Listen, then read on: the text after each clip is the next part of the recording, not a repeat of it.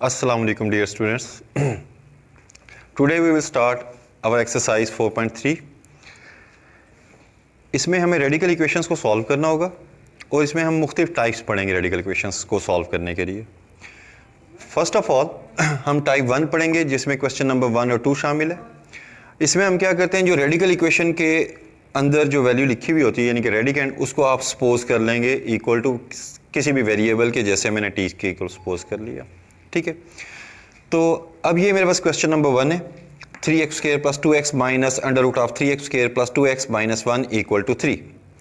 जैसा कि मैंने आपसे कहा था कि टाइप 1 में आप रेडिकेंड को क्या कर लोगे, पूरे रेडिकल साइन को क्या करेंगे, सपोज कर लेंगे. तो आपने पूरे रेडिकल को लेके इक्वल टू टी पुट कर दिया. अब आपने 3x स्क्वायर प्लस 2x की वैल्यू पुट करनी है. सो दैट्स वाई आपको क्या करना पड़ेगा, इसका स्क्वायर लेना पड़ेगा. आपने इसको स्क्वेयरिंग ऑन बोथ साइड किया तो that's equal to be equal to T square हो गया. अब आप 3x स्क्वायर प्लस 2x की वैल्यू फाइंड करने के लिए हम क्या करेंगे, -1 को उधर लेके जाकर प्लस कर देंगे. तो हमारे पास 3x square plus 2x equal to be T square plus 1 हो गया. नाउ जी, अब हम इस इक्वेशन में जो हमने वैल्यू सब्स्टिट्यूट की हैं उनको पुट करते हैं. 3x स्क्वायर प्लस 2x की जगह हमने टी स्क्वायर प्लस 1 पुट किया, आगे आ गया माइनस, और अंडर रूट के 3x square plus 2x minus 1 हमारे पास t के इक्वल था. सो हमने इसको इक्वल टू t पुट कर दिया. अब आप इसको 3 को इधर लाकर क्या करेंगे, सिंप्लीफाई कर लेंगे. +3 है, इधर आकर माइनस होगा और -3 + 1 इक्वल टू -2 हो जाएगा. सो ये आपके पास एक क्वाड्रेटिक इक्वेशन बन गई. अब आप इस क्वेश्चन को सॉल्व करने के लिए यहाँ से आपकी मर्जी जो मर्जी मेथड यूज़ कर लें. आप आइदर क्वाड्रेटिक फार्मूला यूज़ कर सकते हैं, आप आइदर फैक्टराइजेशन मेथड यूज़ कर सकते हैं. जो जिस चीज़ को आप आसान समझते हैं आप वो मेथड अडॉप्ट कर लें. हाँ, आपको प्रेफर जो है, हम बीइंग अ टीचर मैं आपको प्रेफर जो करूँगा वो है फैक्टराइजेशन मेथड, क्योंकि उसमें टाइम कम कंज्यूम होता है. ठीक है, तो लें जी, मैंने इस टर्म को, इस इक्वेशन को मिड टर्म ब्रेकिंग कर दी. ठीक है, -2 1 2 हो गया. अब आपने यहाँ से t कॉमन लिया, that equal to be t into -2, t 2 बन गया. और यहाँ पे आपको मालूम है कुछ कॉमन नहीं है, सो हम इसको 1 लिख लिया करते हैं. तो ये हो गया t -2. अब इन बोथ इक्वेशन टर्म्स के अंदर हमारे पास t -2 कॉमन है, आपने t -2 कॉमन लिया और यहाँ पे रह गया t और ये रह गया 1, आ गया 7 + 1. अब आपने t की वैल्यू फाइंड करनी है. सो बोथ फैक्टर्स को इक्वल टू 0 पुट किया, t -2 इक्वल टू 0 और t + 1 इक्वल टू 0. यहाँ से आपने t की वैल्यू ले ली, इधर t की वैल्यू 2 आ गई, इधर t की वैल्यू -1 आ गई. अब आपने t की वैल्यू पुट कर दी. ये चीज़ याद रखिएगा कि जब भी हम कभी वैल्यू सपोज करते हैं तो हमें वापस क्वेश्चन को उसी वैल्यू में लेकर जाना होता है. ठीक है, सो आपने t की वैल्यू हमारे पास थी under root of 3x square plus 2x minus 1, वो मैंने पुट कर दी दोनों के इक्वल. अब हम इनमें से इक्वेशन को सॉल्व करते हैं. आपको मालूम है कि अब ये सिंपल इक्वेशन बन गई है, taking square on both side, that will become 3x square plus 2x minus 1 equal to 4. ये 4 इधर आकर क्या हो गया, माइनस हो गया, तो ये बन जाएगा -5. अब आप इसकी अगेन मिड टर्म ब्रेकिंग कर लें. 3x square plus 5x minus 3x minus 5 equal to 0.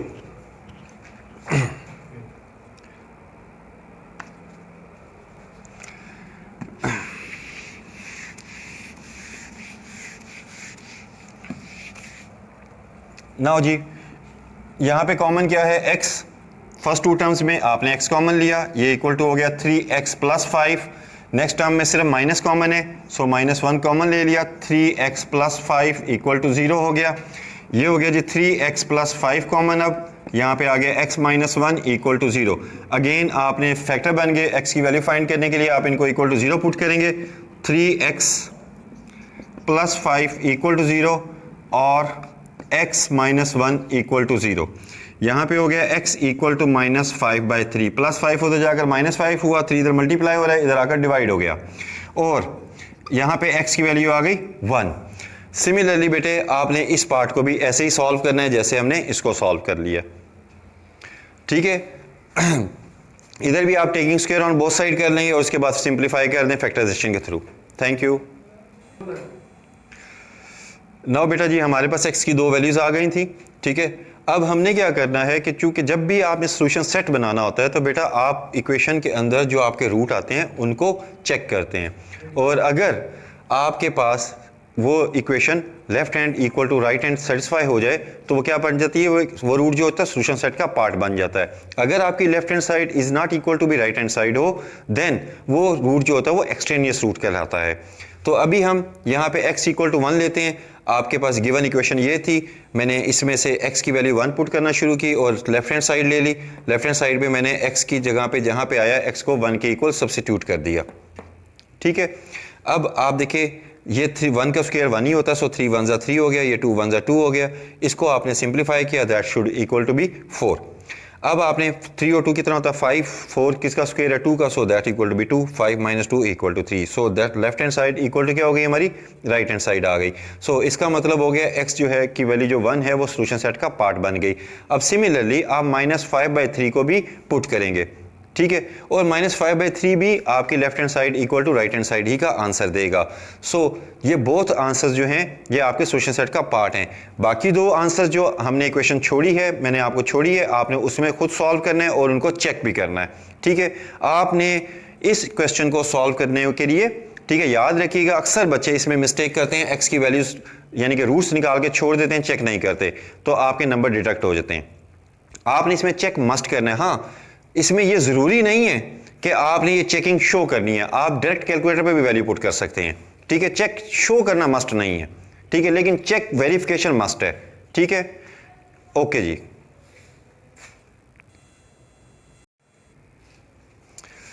अब बच्चे हम क्वेश्चन नंबर 3, 4, 5 को डिस्कस करते हैं। ये टाइप 2 से रिलेटेड है।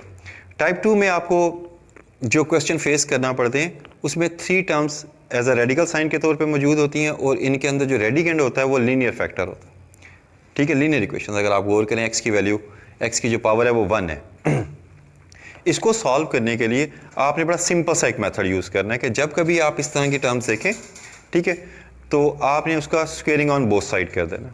जब आप स्क्वेयरिंग ऑन बोथ साइड करेंगे तो ये ए स्क्वायर हो गया, ये बी स्क्वायर हो गया, सो स्क्वायर से स्क्वायर रूट कैंसिल होगा, तो ये एज इट इज़ आ गए, प्लस 2ab, ये प्लस 2ab आ गया, ये स्क्वायर से स्क्वायर रूट कैंसिल हो गया।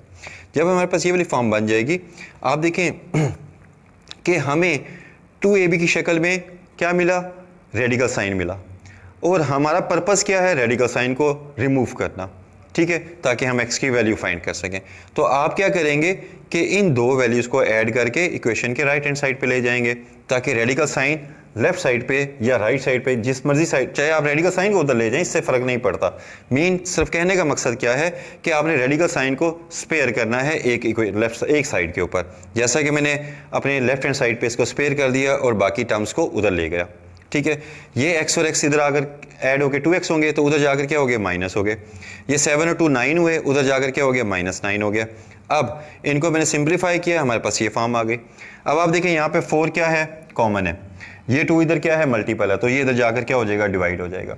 याद रखिएगा फैक्टराइजेशन के अंदर या सिंप्लीफिकेशन के अंदर जब भी कभी कॉमन आए आप उसको ले लें। कॉमन लेने से क्वेश्चन की सिंप्लीफिकेशन आसान हो जाया करती है, आपको बड़े बड़े मल्टीपल्स नहीं मिलते। अब आप इसको सिंप्लीफाई करके लिखें, ये हो गया under root of x square plus 9x plus 14 equal to 2 into x plus 1। अब आप देखें आपका रेडिकल साइन लेफ्ट साइड के ऊपर है। अब ये सिंपल 6th स्टैंडर्ड का क्वेश्चन बन गया, जिसमें आपको पता है कि मैंने क्या करना है, squaring on again both side करूंगा तो ये रेडिकल साइन क्या हो जाएगा, रिमूव हो जाएगा। तो लें जी, taking square again on both side, so ये स्क्वेयर से स्क्वेयर रूट कैंसिल हो गया और ये 2 का स्क्वेयर क्या हो गया, 4, और ये a प्लस बी का मैंने फार्मूला लगा दिया, a प्लस बी का होल स्क्वेयर का, तो ये a square plus 2ab plus B square हो गया। अब आप देखें मेरे पास एक्स स्क्वायर वाली साइड यहाँ पे अगर जब मैं 4 जब मल्टीप्लाई करूंगा एक्स स्क्वायर बड़ा हो जाएगा 4x स्क्वायर, और यहाँ पे एक्स स्क्वायर छोटा है। तो आपको मालूम है कि लेफ्ट को राइट पे लिखो, राइट को लेफ्ट पे लिखो, इट डजंट मैटर। सो हम चूंकि कन्वीनियंट फील करते हैं, इजी फील करते हैं लेफ्ट हैंड साइड पे लिखना, सो दैट्स वाई मैंने बड़ी इक्वेशन को लेफ्ट हैंड साइड पे पहले लिख दिया, 4x square plus 8x plus 4, और ये वाली तीनों टर्म्स को मैंने उस साइड पे ले जाना था। ठीक है, और उस साइड पे जब लेके जाना था तो वी नो दैट कि इनके साइन चेंज हो जाते हैं। तो ये प्लस एक्स स्क्वायर इधर आकर क्या हो गया, माइनस, प्लस 9 इधर आकर क्या हो गया, माइनस 14 इधर आकर क्या हो गया, माइनस।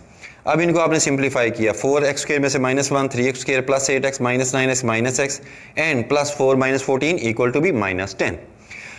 अब अगेन हमारे पास सिंपल सा क्वेश्चन बन गया। ठीक है, आपने इसको क्या करना है, फैक्टराइज करना है। आपको मालूम है 10 3 30 होता है, तो 6 5 30, so -6x plus 5x that equal to be -x। तो आपने इनको ब्रेक कर लिया।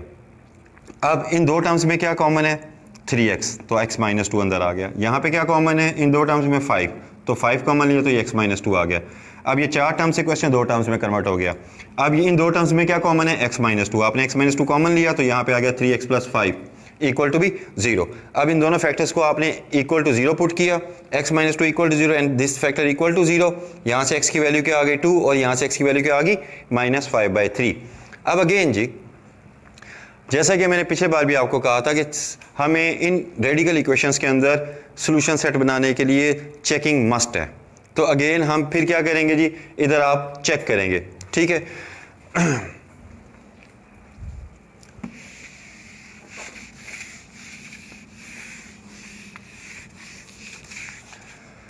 अब ले जी, पिछली बार मैंने x की वैल्यू 2 पुट की थी और पिछले क्वेश्चन में मैंने सिंपल वैल्यू पुट की थी, इस बार मैं फ्रैक्शन वाली वैल्यू पुट कर देता हूं आपको। ले जी, इफ x इक्वल टू -5/3, आप क्वेश्चन में उसको पुट करेंगे।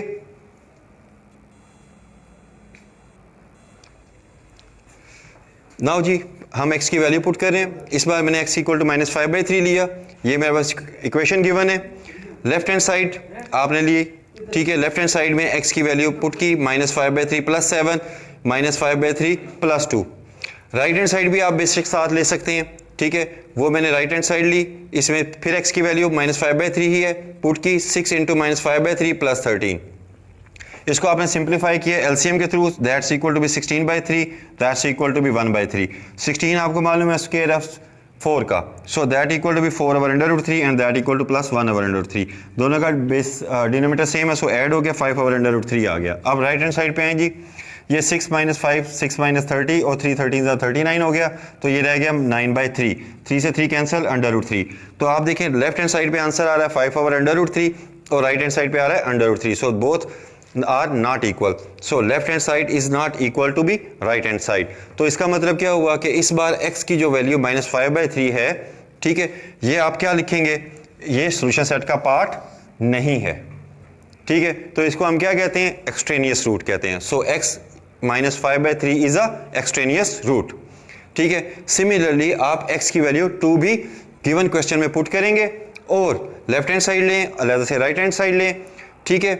और अगर वो इक्वल आ जाए तो आप क्या लिखेंगे, सॉल्यूशन सेट है, ठीक है। इसको आप ओरल भी चेक कर सकते हैं, जैसे x की वैल्यू आप 2 लें तो यहाँ पे 2 पुट किया, 2 पुट किया, तो ये क्या हो गया 9। 9 किसके इक्वल होता है, स्क्वायर का 9 होता है 3 का स्क्वायर, सो ये हो गया 3।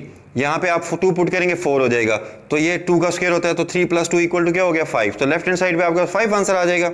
अब आप आ जाए राइट हैंड साइड पे, 6 2 ज़र कितना हो गया 12, 12 13 कितना हो गया 25, 25 किसका स्क्वायर होता है 5 का, सो यहाँ पे राइट हैंड साइड पे भी क्या आ जाएगा 5 आ जाएगा। तो left hand side is equal to right hand side, so solution set will be 2, ठीक है। Thank you so much.